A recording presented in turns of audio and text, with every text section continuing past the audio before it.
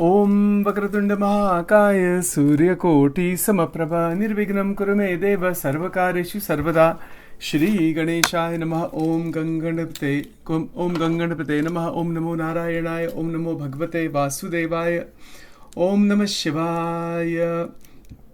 And welcome to Nitya Satsang. Today is the 10th of June 2026. I want to offer my respects to all the great sages and to Bhagavan, Paramatma, residing in the heart of all beings at all times. We are continuing to examine carefully the entire process of evolution, internal evolution, out of raga and dvesha. Raga and dvesha means attraction and repulsion, attraction and aversion. And it is a very significant stumbling block. It is one of the biggest stumbling blocks that one could possibly imagine. And the reason behind that is that there is so much disturbance inside each person. Human beings are filled with all kinds of disturbances inside, internally. So in the Bhagavad Gita chapter 2 verse number 15, there is a very powerful teaching and guidance given of what to do with this internal fluctuations that are constantly going on. So the verse is as follows: Shri Bhagavan Uvacha Yam hina vythayante te purusham purusharshava sama dukha sukham dhiram somrutatvaya kalpate. The word by word pad ched, as it is called, is as follows: Yam hi na vyathayanti ete purusham purusharshabha sama dukha sukham dhiram saha amrutatvaya kalpate. This is verse number 15 from chapter number 2. What does it mean? For an individual, a person for whom variety of experiences of life, all kinds of experiences of life, do not cause disturbance, O best among men, he's telling Arjun this way, who remains steady and equal in pleasure and pain, in sukh and dukh. Steady and equal. Samatva. Such a person, such an individual who is dhiram meaning one who is very, very steady, extremely wise, extremely steady, one who is able to maintain great deal of stability inside in the changes of life. Such a person is ready. That's the preparation for Amrut. Amrutatvaya kalpate. Amrutatvaya kalpate means for immortality, for the liberation from the cycle of death, the getting out of the vortex of Maya. Kalpate means becoming fit, becoming qualified. In Sanskrit, in this way, that's what that means. This entire life that we live is filled with so much affliction, disturbance. That's what Bhagavan says. Yam hi na vyathayanti ete. Vyathayanti means different kinds of dukh. In Gujarati we say, dukhi thai jau, halavi jau. It's like we become internally agitated when that does not happen. So our first goal in going out of ragadvesha, or the first development, is to be extremely steady. This is Bhagavad Gita chapter 2 verse 15. Hopefully you're taking notes. Yes. So that balance inside, balance among dukh and sukh, sama dukha sukham. So there's three words: sama, dukkham, sukham. Sama, dukkha, sukham. So what is dukh? Unhappiness, distress, pains, sorrow, agitations. Why does that happen? One of the main causes behind that is running after the objects of pleasure, the objects of senses, further and further and further, running after them. And if a person continues to run after them, a person continues to get bound in them, that will cause dukh. That which was sukh in the beginning, little bit of sukh is there. If you go further, it will cause dukh. It will cause unhappiness. It will cause damage. Sukh has a limit. Sukh meaning the material level sense enjoyments. They all have a limit. Everything is within a limit. If we go outside that limit, it becomes dukh. It becomes unhappiness. So, it's not rejecting sukham, yes, but it's also recognizing its limit. For example, we're hungry. We have to eat food, or we have to, we have enjoyments of different kinds. It doesn't matter what they are, through our five senses. It doesn't make any difference what they are. We could be listening to music, let's say, or bhajans even. We could be enjoyed listening to bhajans, but how long you can listen to that? Or take a mantra, for example, like Namah Shivaya mantra. You can do maybe, you can increase the amount slowly, your mind can handle. But it just cannot go on indefinitely. You'll become crazy. That's not what it's meant for. You cannot take a mantra and just only have no other stimulation for days. Unless your mind can handle that. No. And even then it has to stop somewhere. Mantra is also limited. Mantra, stotra, bhajans, they are all part of the dynamics of, they are within Prakriti.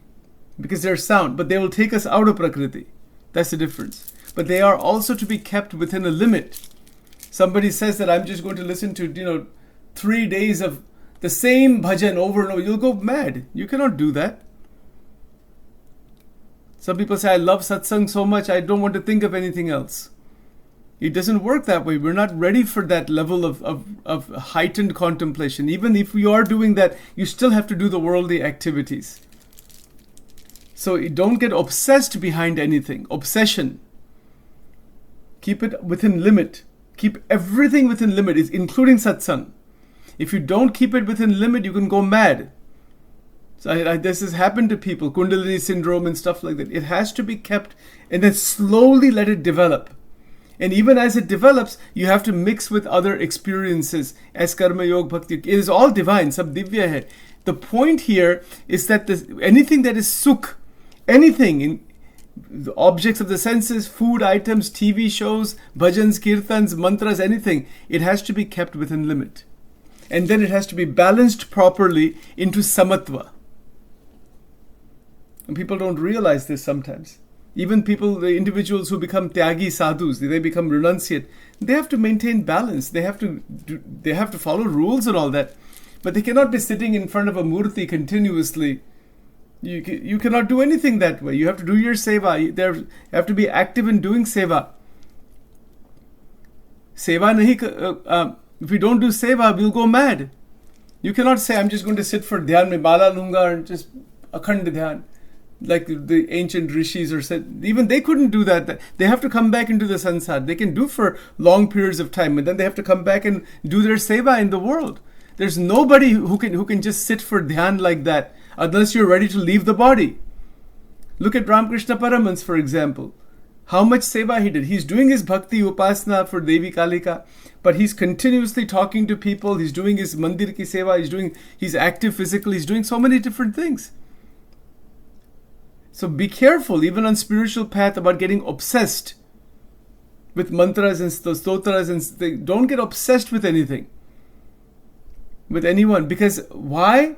Even though you can get euphoria, get high on bhajans. It's a drug. Bhajan is also a drug, by the way. Let's be clear.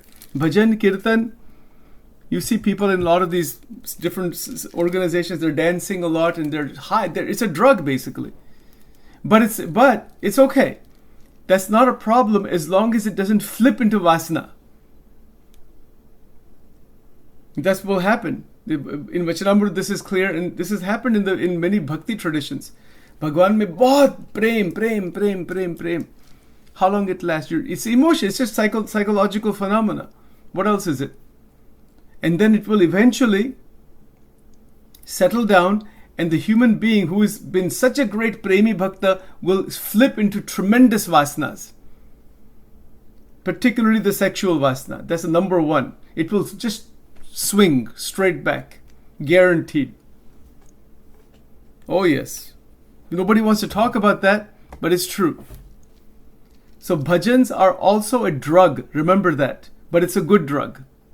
It is not different from a drug. It's exactly a drug. The Navaran mantra is also a drug. All mantras are drugs. Every single Veda mantra, Shakti mantra, Shiv mantra, all mantras are drugs. Why we say drug? Because they change the way the brain works. But they change it in a positive way. And they are designed in such a way by Bhagavan himself, so that even if you go further, first of all, you'll not be able to go too far. And if you go further, that the preparation is there to go further. It doesn't harm in any which way. But bhajans are a bit different. Bhajans are human-made, man-made. And so they can activate, the beats and everything can activate a lot of emotions. And then you will feel like you just want to stay in that, just like a person, like a drug addict. The bhajan, so person who is addicted to bhajans is the same kind of person who is addicted to crack, cocaine and all that. But the difference is the bhajans will lead to liberation. This will lead to degradation. Cocaine and heroin and all those other things. But the impact on the brain is very similar, if not identical. But the difference is the impact on the Sukshma Sharir. Bhajan is connected to Paramatma. So that bhajan becomes a doorway into Jnana. Jnana, Bhakti, Sthirta. That's why Bhagavad Gita is saying here, Sama, Sukha, Dukkham, Dhiram. Dhiraj honi chahiye. So you just get too excited with lots of kirtans and dancing around and all that thing. And then what? To some extent it's okay. But then dhyan karna, there should be a lot of vairagya, karma yoga karna, steadiness you cannot just be dancing around and singing around and all that. You'll go into the psychiatric hospital. So there's a balance in spiritual life. Spiritual life, material life, there's a balance all the way around, and that balance is what is being taught here by Bhagavan Krishna in chapter 2, verse 15, that Sama, Sukha, Dukkham, the key word is Dhiram. Dhiraj, steadiness. And then in the steadiness, let the connection with Paramatma develop gradually. These points are all in Vachanamrut. Think about it. Gradual and steady development, so that the internal Shaktis, the internal mental framework evolves gradually. Yes, it has to evolve, but watch out. I've seen this happen. People are sometimes so deep into spiritual things, and at some point they get so fed up with it, they leave everything and they say, I don't want anything to do with all this thing. That's because they were simply getting emotionally excited by it or whatever. Real steady development isn't there. Gunatitanand Swami has explained this. Ke Jnani thau, premi ketla nikli gaya satsang mathi. Jnani taki gaya. That's the difference. The one who is Jnani is one who is steady. Yes, bhajan kirtan you can do for 1 hour, 2 hours, 3 hours, maybe 4 hours, whatever. You have to shift into karma yoga. Have to shift and do seva. Live in the material world in the right way. Because we have body, mind, senses. You cannot imbalance them. So be careful. Some people like to just, they're just going into spiritual organizations and all that kind of stuff, mandirs and all that. Jao. Keep everything balanced. Spirituality, Adhyatma, is not an escape. It's not an escape from life. It is living life on life's terms. This is what the Gita is teaching us. The Gita is not teaching us to escape somewhere. No doubt. The 5, Stotra, Mantra, Shastra, Mandir, Guru Parampara, that is brought inside and gradually, steadily developed, not in a hyper-focused way. So that should be clear also. Sometimes it happens. We want to do bhakti. Let it happen gradually. God is not going anywhere. Let our system develop gradually in a very balanced way. Otherwise, the samatva that is necessary will not be there, and we will keep swinging and flipping into God knows how many places. That's why you have these cases of 70-year-old monks and sadhus, involved in sexuality with some younger devotees and all that. So many cases, they keep coming up from time to time. Why is that? The inner development hasn't happened properly. One has to be careful. And this is why this guidance about rag and dvesh, getting out of rag and dvesh, that is where the amrutam is there. But we are not rejecting the experiences of the world. Everything has its experience. Everything has its place in life. Everything has its particular flavor, particular way to go about. Itna dhyan rakhna. Right? So this is a very beautiful verse because it's happened. It's happened in the entire Sanatana Dharma. Premi Bhakta. Bhakti is prem. But watch out, if it's just an emotional excitation, an obsession, emotional obsession to get ecstasy.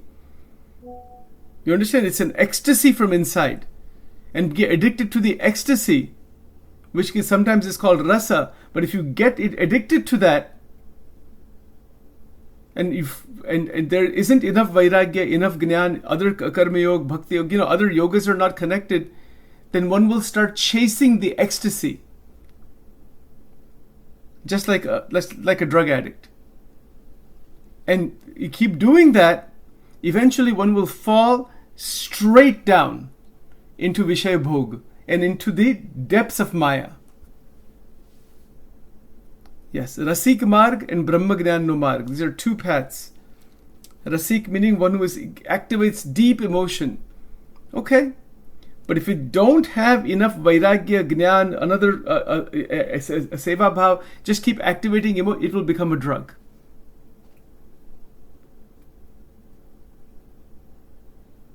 It's very dangerous. So this kind of thing has happened to a lot of people. There's a lot of stories of so-called devotees of Sri Krishna or gurus, so-called gurus. They have activated their emotions this way, and then they have all these female disciples, and then they said, you'd come to me, and then they do all kinds of sexual activity with them because people have that kind of blind faith. Guruji ke sab chakkar mein se hum pratna kare Guruji ke chakkar mein nahi padna. You don't know any Guruji. So cancel kar do sab XYZ ko. You don't know who they are, what they're doing. And stay away from them. In terms of personal connection, matlab jana hi nahi kisi ke saath. Stay away from these things. It's extremely dangerous. Be very careful. You don't know what will happen in that. So that is why real saints, they keep to themselves. They don't bother with too many people, and they don't meet with people too much personally for this reason. They may be giving pravachans, lectures, personal time, Guruji ke saath personal time, gaya kaam mein se. People don't want to talk about these things, and then you have blind followers. Anything and everything goes. This happens in this bhakti marg. It's not real bhakti. It's emotional activation. It's a drug that is opened up from the brain and the mind, which is not real bhakti. And that can open through bhajan kirtan. That can open through mantras also. And it will open. That's why one has to have real saintliness, sadhuta, dharma, gnan, vairagya. Everything has to be in place, and a lot of awareness has to be there. It has happened a lot in the Bhakti Sampradayas where so-called gurus have taken advantage of their shishyas. Sexually, particularly the sexual piece. Because when emotions activate a lot and the vairagya is not there, even if there's a deficiency in vairagya, even slightly, that so-called guru will, mind will flip into sexual vasana. Because वो भगवान की शक्ति है, lower शक्ति. Nobody wants to talk about this. ये सत्य बात है. This is what really happens. Let's not lie about it. Let's keep your eyes open. This is the reality. This is the fact and it is the reality. Externally, somebody may look very enlightened and this and that. Guru ke chakkar mein padna nahi. Watch out, stay away from them. You don't know their personal lives. Take good qualities from them. Don't ever get into anybody's personal life. Bhagwan Krishna, Bhagwan Shankar, avatars, उनके जो चरित्र है पुराण में, वो ठीक है, that's fine. ये जो पर्सनल गुरुज की जो सब बात है, गुरुजी ये सब क्या बकवास बात है सब. What is this nonsense? You wind up, God knows where you'll wind up. You don't know the person's personality. You don't know what they've gone through, who they are. If they have some good things to teach us, fine, that's good enough, and let them be. Don't get involved in any guru's personal life. Any guru, not a single one of them. किसी भी गुरु के personal life में से क्या लेना देना है? Even if it's an amazing person like Ramakrishna Paramhans or जो भी है, personal life में क्या जान? You may know what they have gone through. That's their life. We have to live our life. What they have taught the spirituality, I mentioned this yesterday, उसको लेना. Don't get stuck in there and don't copy them also. Copying them is not going to it's not going to hurt. They have discovered a way out of Maya. And they are showing that to others. If it helps us, fine. We have to discover it ourselves. Nobody can do it for us. Uddareda atmanatmanam natmanam avasadet atmaiva yatmano bandhur atmaiva ripuratmanaha. Following the way another teacher, guru, is living their personal life, they're good things to take, inspiration. We have to live our life, not somebody else's life. And human beings are so willing to give their mind to somebody else.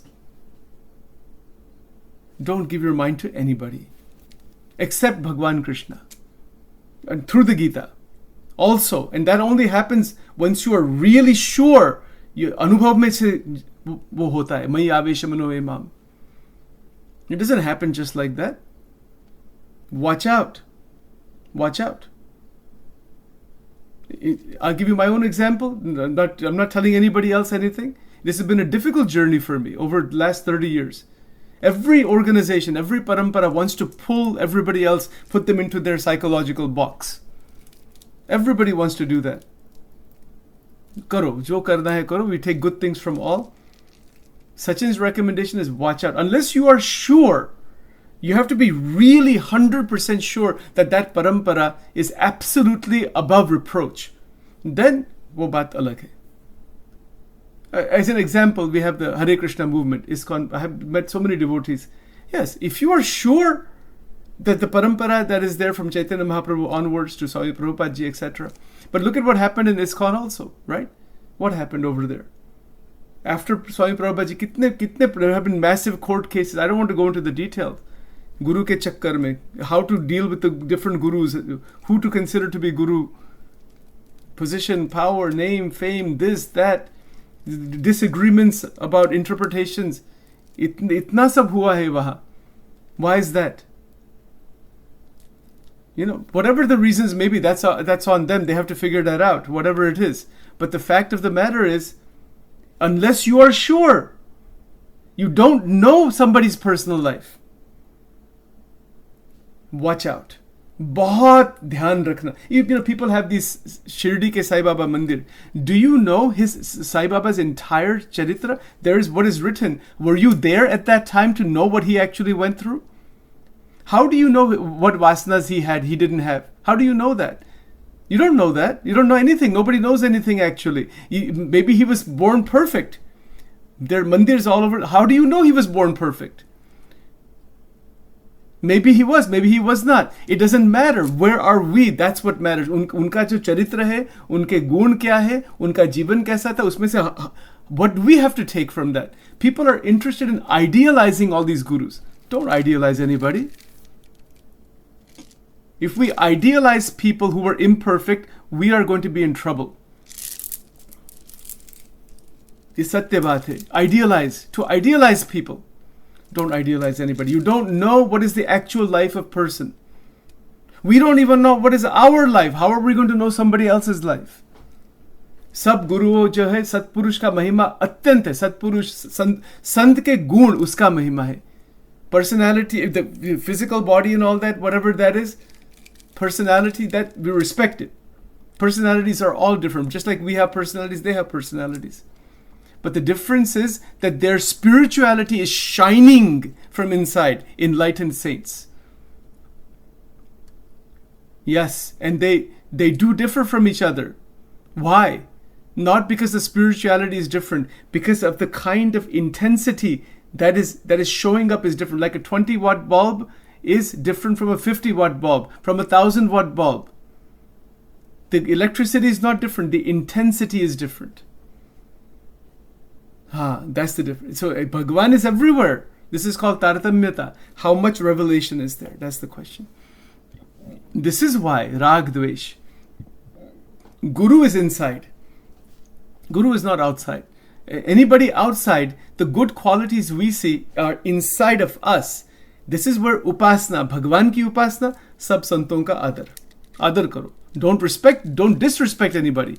Be careful. Right? So this is how we can reach this stage of sama dukha sukham dhiram. Without reaching that internal absolute steadiness, what will happen? What will happen? We will keep spinning in the vortex of Maya. And then all kinds of things happen. Generally what happens, people are thrashed by Kam, Krodh, Lobh. So then people are it happens in the sadhak's life. Then they do a lot of sadhana. Then they are again thrashed. And then they do a lot of sadhana. They swing back and forth. We want to stop that swinging by taking a direct path upward.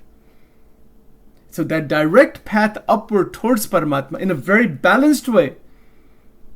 Keep in mind, in a very balanced way, it has to go. It cannot be like this emotional excitement and all emotions get heightened and then you thrash back down. No. And that is a problem in the emotional activation through bhakti. Bhakti is not a problem. And then the other problem is with ego in just aham brahmasmi. I am, soham, मैं ही सब कुछ हूँ. That's the ego will develop in that.